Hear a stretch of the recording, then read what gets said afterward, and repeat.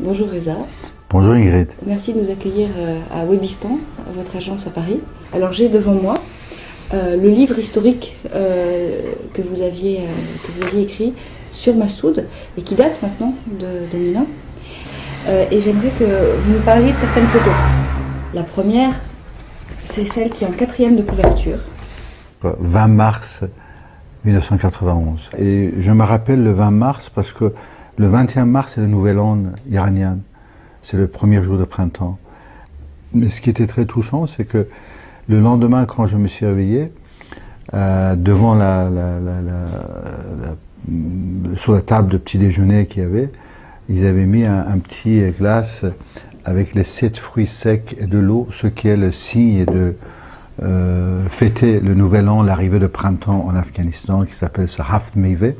Et c'était très touchant de voir que ces guerrieros au milieu de montagnes, en pleine guerre, pensent à cette tradition culturelle et que, comme j'étais invité, donc ils m'emmènent ce petit, je dirais, des fruits traditionnels de Nouvel An.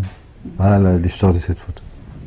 Et alors, vous avez suivi Massoud pendant toutes ces années, et donc vous voulez maintenant sortir une réédition, une sorte de réédition de cet ouvrage, mais augmenté avec beaucoup de contenu multimédia, et vous faites pour ça appel au crowdfunding.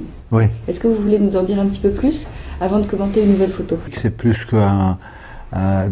c'est-à-dire, c'est quelque chose qui n'existe pas en réalité encore. Et le concept et l'idée, c'est utiliser Internet et de mettre non seulement les photographies qui existent dans ce livre, mais aussi j'ai plein d'autres images de Massoud qui ne sont pas publiées. Donc, d'une part, ce sont les images, les films, les narrations, les dessins, les manuscrits. Après tant d'années de travail, je pense presque comme une responsabilité historique et responsabilité humaine de rendre à l'humanité, à l'histoire, tout ce que j'ai passé pendant ces 30 ans en Afghanistan avec Massoud, tout ce qui a été dit, tout ce qui a été fait, et pas seulement pour l'Occident, parce que le concept de ce livre, c'est de faire aussi en langue locale afghane, dari, pashto, ourdou, ce sont les langues locaux, et permettre à des centaines de millions de gens qui parlent ces langues et d'avoir accès à toutes ces informations. Donc c'est au-delà d'un livre. Alors ça va nous emmener à une autre photo, une belle photo de la vallée du Panjshir. C'est la photo la plus représentative de ce qu'est Massoud, cette photo. Nous sommes à l'entrée de la vallée de Panjshir. Si vous regardez la vallée de Panjshir sur une carte, c'est 125 km de long, avec 22 petits vallées qui viennent verser sur cette grande vallée. Et surtout, un des endroits le plus étroits, c'est l'entrée, qui est là. Quand ils savaient que les Russes ils vont rentrer, première chose qu'ils faisaient, ils demandaient à tous ces combattants et tous les gens qui vivaient de laisser la place vide, de laisser rentrer.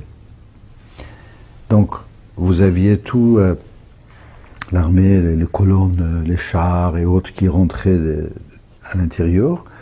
Et comme vous voyez ici, le rocher, ils mettaient quelques petites dynamites explosives en haut ici.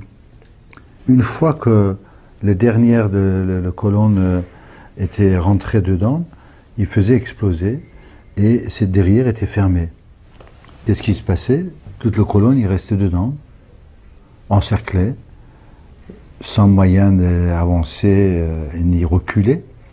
Et même, c'était à ce moment, il a fallu la nuit avec 5-6 personnes, ou le jour, enfin, avec ces hommes qui venaient et qui commençaient à attaquer le colonne.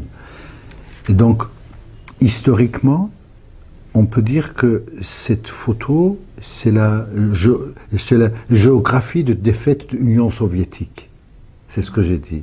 C'est là où le mur de Berlin a tombé, quelque part. C'est les vagues d'explosion de cet endroit qui ont mis à l'échec l'armée de Russie et que l'échec de l'armée de Russie a fait tomber quelque part le mur de Berlin. Donc cette photo, c'est une photo hors géographique, c'est une photo historiquement très très importante.